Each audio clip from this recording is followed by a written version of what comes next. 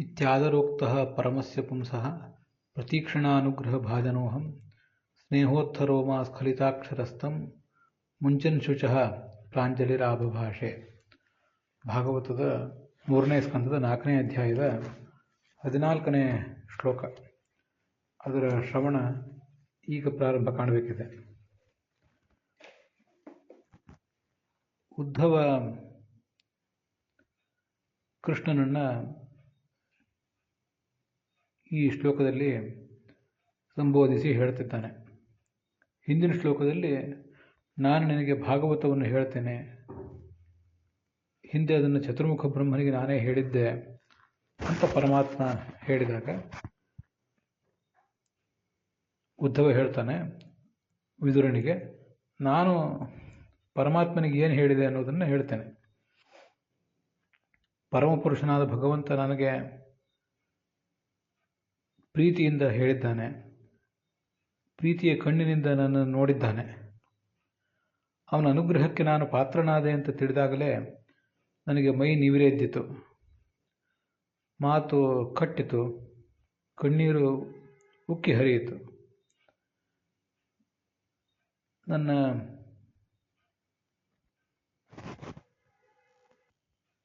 ಸ್ವಾಮಿಯಾದ ಭಗವಂತನಿಗೆ ಕೈ ಮುಗಿದು ಈ ಮುಂದಿನಂತೆ ಹೇಳಿದೆ, ಭಗವಂತನೇ, ನಿನ್ನ ಪಾದಕಮಲ ಸೇವಕರಿಗೆ ಧರ್ಮ, ಅರ್ಥ, ಕಾಮ, ಮೋಕ್ಷ ಯಾವುದೂ ಅಲಭ್ಯವೇನಲ್ಲ. ಆದರೆ ನನಗೀಗ ಅದ್ಯಾವುದೂ ಬೇಕಂತಿಲ್ಲ. ನಿನ್ನ ಪಾದಕಮಲದ ಸೇವೆ ಒಂದು ನನಗೆ ಸಾಕು. ಅದು ನಿನ್ನ ಪಾದಕಮಲದ ಸೇವಾ ಅಂದರೆ ಶ್ರವಣ, ಮನನ, ಧ್ಯಾನ ಇತ್ಯಾದಿ ರೂಪವಾದ ಸೇವೆಯೇ ನನಗೆ ಬೇಕು. ಈ 14 ಮತ್ತು 15ನೇ ಶ್ಲೋಕಗಳಿಗೆ ವಿಜಯಧ್ವಜರು ಮತ್ತು ಯಾದವಾರ್ಯರು ಏನು ಅರ್ಥ ಬರೀತಾರೆ ಅಂತ ಅನ್ನೋದನ್ನು ನೋಡೋಣ. ಶುಚಃ ಮುಂಚನ್ ಅಂತಿದೆ, ಅಲ್ಲಿ ಶುಕ್ ಅಂದರೆ ಕಣ್ಣೀರು ಅಂತ ಅರ್ಥ. ಎಲ್ಲರದು ಅದೇ ಅಭಿಪ್ರಾಯ. ಶ್ರೀಧರಾದಿಗಳ ವ್ಯಾಖ್ಯಾನಕಾರರು ಕೂಡ ಹಾಗೆ ಬರೆದಿದ್ದಾರೆ. ಮುಂದೆ 15ನೇ ಶ್ಲೋಕದಲ್ಲಿ ಭಗವತ್ಪದಾಂಬೋಧ ನಿಷೇವಣೋತ್ಸುಕ ಅನ್ನೋ ಪಾದದ ಒಂದು ಅರ್ಥ ನಾವು ನೋಡಬೇಕೀಗ.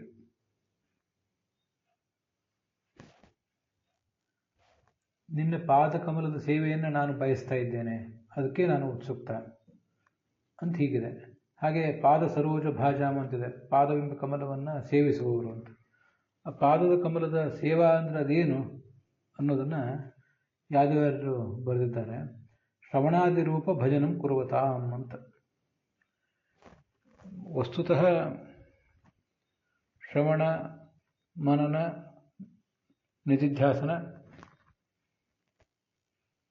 ಶ್ರವಣಂ ಮನನಂ ಚೈವ ನಿಧಿಧ್ಯಾಸನಮೇವ ಚ ಪರೇ ಗುರೌ ಚ ಯಾ ಭಕ್ತಿ ಪರಿಚರ್ಯಾದಿಕಂ ಹರೇಃ ಏಷಾ ಸೇವೇತಿ ಸಂಪ್ರೋಕ್ತ ತಯಾ ಮುಕ್ತಿರ್ನ ಚಾನ್ಯಥಾ ಅಂತ ಬ್ರಹ್ಮಸೂತ್ರ ಭಾಷ್ಯದಲ್ಲಿ ಬಂದಿರುವಂತೆ, ನಾವು ಸ್ವಾಧ್ಯಾಯ ಮಾಡುವುದು, ಗುರುವಿನ ಮೂಲಕ ಶ್ರವಣ ಮಾಡುವುದು, ಶ್ರವಣ ಮಾಡಿದ್ದನ್ನು ಮನನಕ್ಕೆ ಒಳಪಡಿಸುವುದು, ನಿಧಿಧ್ಯಾಸನ ಮಾಡುವುದು, ಧ್ಯಾನ ಮಾಡುವುದು, ಪರಮಾತ್ಮನಲ್ಲಿ ಭಕ್ತಿ, ಗುರುವಿನಲ್ಲಿ ಭಕ್ತಿ, ಮತ್ತು ಭಗವಂತನ ಮಂದಿರಗಳ, ಭಗವಂತನ ಪ್ರತೀಕರಾದಂತಹ ಸಾಧು ಸತ್ಪುರುಷರ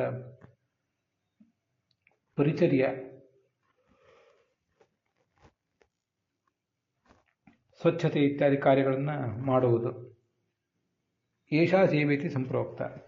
ಸೇವಾ ಅಂದರೆ ಕೇವಲ ಕಾಲು ಒತ್ತುವುದು, ಆ ದೊಡ್ಡವರಿಗೆ ಬೇಕಾದ ಸೇವಾ ಮಾಡುವುದು, ಬಟ್ಟೆ ಒಗೆದು ಕೊಡುವುದು, ಅಡುಗೆ ಮಾಡುವುದು, ಇವೇ ಸೇವಾ ಅಲ್ಲ. ಅದು ಸೇವಾದ ಅದೊಂದು ಭಾಗ ಅಷ್ಟೆ. ವಸ್ತುತಃ ಶ್ರವಣ, ಮನನ, ನಿಧಿಧ್ಯಾಸನ, ಪರಮಾತ್ಮನಲ್ಲಿ ಭಕ್ತಿ, ಗುರುವಿನಲ್ಲಿ ಭಕ್ತಿ, ಈ 5 ಸೇರಿ ಇದಕ್ಕೆ ಸೇವಾ ಅಂತ ಹೇಳೋದು. ಹಾಗೆ ಅದರಲ್ಲೇ ಪರಿಚರ್ಯ ಅನ್ನೋದು ಸೇರಿ ಹೋಗಿದೆ. ಪರಿಚರ್ಯ ಅಂದರೆ ಅವರ ದೈಹಿಕ ಅಗತ್ಯಗಳನ್ನು ಪೂರೈಸುವುದು. ಅಂಥ ಮಹಾತ್ಮರಿಗೆ ಅನುಕೂಲಕರವಾದಂಥ ಸೇವಾ ಮಾಡಿದರೆ ಅವರಿಗೊಂದಿಷ್ಟು ತಮ್ಮ ಸಮಯವನ್ನು ಶ್ರವಣ ಮನನ ಧ್ಯಾನದಲ್ಲೇ ತೊಡಗಿಸಿ ಮತ್ತಷ್ಟು ಸಾಧನೆ ಮಾಡಲಿಕ್ಕೆ ಅನುಕೂಲ ಆಗ್ತದೆ.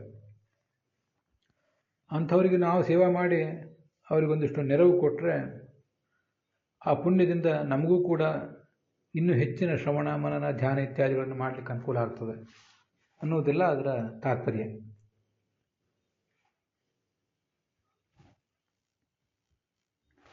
ಹೀಗೆ ನಿರಂತರವಾಗಿ ನನಗೆ ಶ್ರವಣ ಮನನ ಧ್ಯಾನ ಇವೇ ಇರಲಿ ಅಂತ ಹೇಳ್ತಿದ್ದಾನೆ ಉದ್ಧವ. ಉಳಿದ ಧರ್ಮ ಅರ್ಥ ಕಾಮ ಮೋಕ್ಷ ಅನ್ನೋ ಯಾವ ಪುರುಷಾರ್ಥವೂ ಬೇಡ, ಶ್ರವಣ ಮನನ ಧ್ಯಾನಗಳೇ ಇರಲಿ ಅಂತ. ಮೋಕ್ಷವೆಂಬ ಪುರುಷಾರ್ಥವೂ ಕೂಡ ಬೇಡ ಅಂತಲ್ಲ, ಕಾಲಕ್ರಮೇಣ ಅದು ತಾನಾಗೇ ಬರ್ತದೆ ಭಗವಂತನ ಭಕ್ತಿಯಿಂದ. ನಮಗೀಗ ಬೇಕಾದದ್ದು ಇನ್ನೂ ಹೆಚ್ಚಿನ ಶ್ರವಣ, ಭಗವಂತನ ಸನ್ನಿಧಾನದಲ್ಲೇ ಇರುವಾಗ ಆತನಿಂದ ಇನ್ನೂ ಹೆಚ್ಚಿನ ಶ್ರವಣ ಮಾಡಬೇಕು. ಅದನ್ನು ಅನುವ್ಯಾಖ್ಯಾನದಲ್ಲಿ ಹೇಳ್ತಾರೆ. ಅಧ್ಯಾಪಿಕೇನ ದೇವಾದ್ಯಾಹ ಶೃಣ್ವತೆ ಮನ್ವತೆ ಸತಾ ಧ್ಯಾಯಂತಿ ಚ ಯಥಾ ಯೋಗಂ ಅಂತ. ಶ್ರವಣ ಮನನ ಧ್ಯಾನಗಳಿಗೆ ಎಷ್ಟು ಮಹತ್ವ ಇದೆ ಅಂದರೆ, ದೇವತೆಗಳು ಮೊದಲಾದವರು ಕೂಡ, ದೇವ ಋಷಿ ಪಿತೃಗಳು ಚಕ್ರವರ್ತಿಗಳು ಮೊದಲಾದವರು ಕೂಡ ಇವತ್ತಿಗೂ ಹೆಚ್ಚಿನದನ್ನು ಶ್ರವಣ ಮಾಡ್ತಾನೇ ಇದ್ದಾರೆ, ಮನನ ಮಾಡ್ತಿದ್ದಾರೆ. ಧ್ಯಾಯಂತಿ ಚ ಯಥಾ ಯೋಗಂ, ತಾವು ಮನನ ಮಾಡಿಕೊಂಡ ಭಗವತ್ ತತ್ವವನ್ನು ಧ್ಯಾನಕ್ಕೆ ಒಳಪಡಿಸಿಕೊಂಡಿದ್ದಾರೆ ಕೂಡ. ಗೀತಾ ಪ್ರಸ್ಥಾನದಲ್ಲಿಯೂ ಅಂಥ ಒಂದು ಮಾತಿದೆ. ಬ್ರಹ್ಮಣಸ್ತು ಪ್ರಾಯೋನ ಪ್ರತಿಭಾಸಿತಂ. ಚತುರ್ಮುಖ ಬ್ರಹ್ಮನಿಗೆ ಗೊತ್ತಿಲ್ಲದ ವಿಷಯವೇನೂ ಇಲ್ಲ, ಆದರೂ ವಿಷ್ಣು ಪ್ರೀತ್ಯರ್ಥಮೇವಾಸ್ಯ ಶ್ರೋತವ್ಯಂ ಪ್ರಾಯಶೋ ಹರೇಹೆ. ಕೇವಲ ಭಗವಂತನ ಪ್ರೀತಿಗಾಗಿ ಮತ್ತಷ್ಟು ಹೆಚ್ಚಿನ ವಿಷಯಗಳನ್ನು ಆತ ಶ್ರವಣ ಮಾಡಬೇಕು.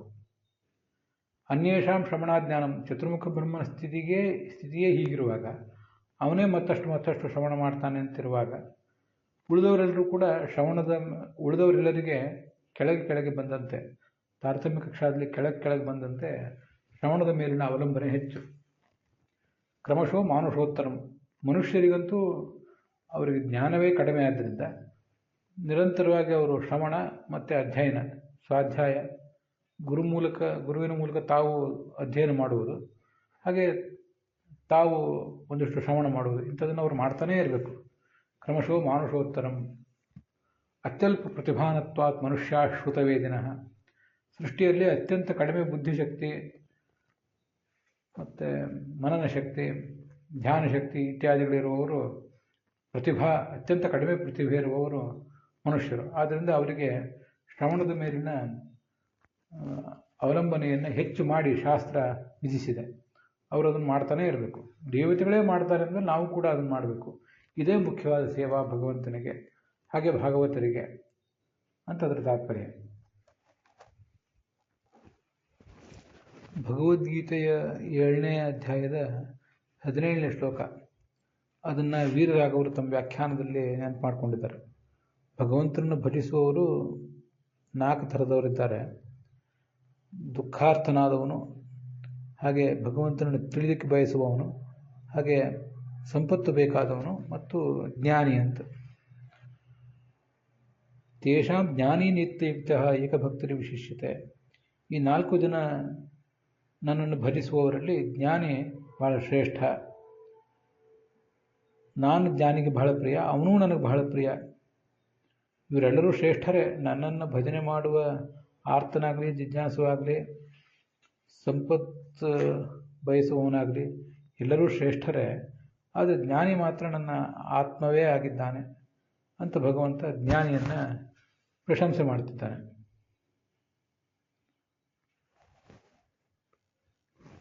ಹೀಗೆ ಅಂಥ ಜ್ಞಾನಿ ನಾನು ಅಂತ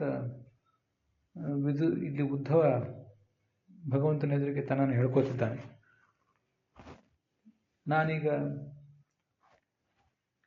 ನಿನ್ನ ಬಳಿಗೆ ಬಂದಿದ್ದೇನೆ, ಆದ್ದರಿಂದ ನೀನು ನನಗೆ ಹೆಚ್ಚಿನ ತತ್ವವನ್ನು ಉಪದೇಶಿಸಬೇಕು. ಜ್ಞಾನ ನನಗೆ ಈಗಿಲ್ಲ ಅಂತಲ್ಲ, ಇನ್ನೂ ಹೆಚ್ಚಿನ ತತ್ವವನ್ನು ಉಪದೇಶಿಸಬೇಕು ಅಂತ ಅವನ ಪ್ರಾರ್ಥನೆ. ಅದರೊಂದಿಗೆ 15ನೇ ಶ್ಲೋಕದ ವಿವರದೊಂದಿಗೆ ಇವತ್ತಿನ ಈ ಭಾಗ ಸಮಾಪ್ತವಾಗಿದೆ. ಶ್ರೀಕೃಷ್ಣ ಅರ್ಪಣಮಸ್ತು.